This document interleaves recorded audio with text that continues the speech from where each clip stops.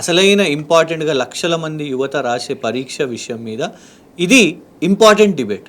నిన్న జరగాల్సింది చాలా ఇంపార్టెంట్ చర్చ. ఎందుకంటే కొన్ని సంవత్సరాలు, నెలలు చాలా కఠోరమైన ఒక పరిశ్రమతోని వాళ్ళు ఎఫర్ట్స్ పెట్టి వాళ్ళు ఒక పరీక్ష రాస్తారు. రాసిన తర్వాత ఇవాళ ఈ పరిస్థితి వచ్చింది అని అంటే దీని మీద చర్చ జరుగుతా? ప్రభుత్వం బాధ్యత తీసుకోలేదు. ఎందుకు అని అంటే ఇలా చూడండి, ఇమీడియట్గా నిన్న సాయంత్రం ఇక్కడ 4 ప్రధాన పత్రికల ఫ్రంట్ పేజీలు ఇవి.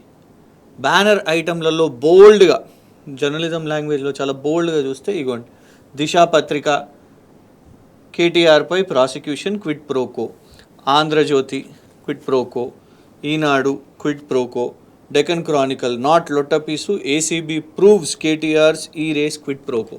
నాకు విచిత్రం ఏమనిపించిందంటే, ఇంత ప్రధాన పత్రిక ఏసీబీ ప్రూవ్స్ అని చెప్పింది. నేను చదువుకున్న లాలో అయితే నాకు తెలిసింది ఏంటిదంటే ప్రూవ్ చేయాల్సింది కోర్టులో. కోర్టు కదా అంతిమంగా తీర్పిచ్చేది. ఇలా చూడండి, పీపుల్స్ ట్రయల్ అని అనుకునే ఈ మీడియా వాళ్ళు మీడియా ట్రయల్లో అన్ఫార్చునేట్, మనం మీడియా గురించి ఇట్లా మాట్లాడొద్దు, మీడియా అంటే చాలా గౌరవిస్తాం, కానీ ఏసీబీ ప్రూవ్స్ అంటే ఎక్కడ ప్రూవ్ చేసిందండి? అసలు ఇంకా విచారణ ట్రయలే స్టార్ట్ కాలేదు, ఇంకా ఏసీబీ ప్రూవ్స్ అంట. ఎందుకు అని అంటే ఇవాళ గ్రూప్ 1 విషయం మీద వచ్చేసరికి కాంగ్రెస్ ప్రభుత్వానికి ఇప్పుడు చూడండి, ఒకటి ఉన్నట్టు మనం వాస్తవం మాట్లాడుకోవాలి. గతంలో పేపర్ లీక్ అయింది, దేశవ్యాప్తంగా పేపర్ లీక్లు, రకరకాల పరీక్షలు ఇవన్నీ కూడా అవుతున్నాయి. కానీ బీఆర్ఎస్ ప్రభుత్వం ఏం చేసింది? ఎవరు ఇట్లా ధర్నాలు, లాఠీ చార్జ్లు, కేసులు ఇవి కాదు. బీఆర్ఎస్ ప్రభుత్వమే ఆ రోజు కేసు నమోదు చేసిన ఎవడో క్లర్కో ఎవడో ఒక రోగ్ చేసినప్పుడు ప్రభుత్వమే కేసు బుక్ చేసి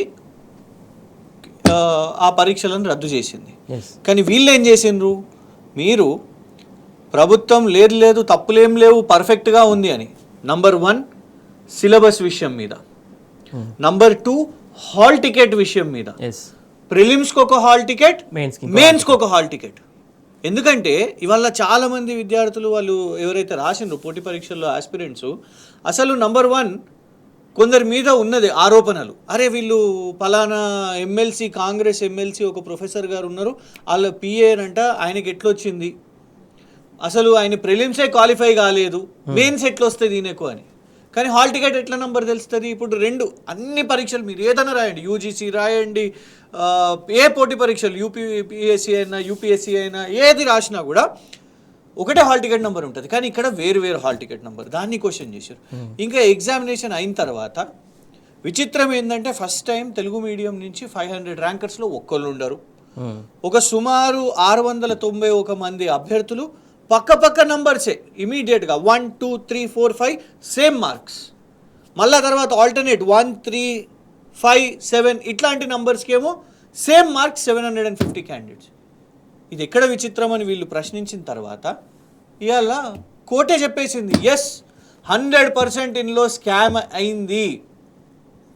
వ్యాపం స్కాము ఎలాగైతే మాస్ కాపింగ్ అయిందో, గత ప్రభుత్వము అనేసి వీళ్ళు అప్పుడు బద్నాం చేసి ప్రభుత్వం రాజీనామా చేయాలి, ముఖ్యమంత్రి దీపావళి, ఆ ప్రభుత్వానికి దక్కింది తప్పు అనేది. ఆ రోజు ఎవడైతే క్లర్క్ చేసిండో, హూ ఎవర్ హ్యాస్ డన్, ప్రభుత్వం తప్పు చేయలేదు, ఆ రోజు ప్రభుత్వ పెద్దలు తప్పు చేయలేదు, కానీ అయినా తప్పును ఒప్పుకొని క్యాన్సిల్ చేశారు.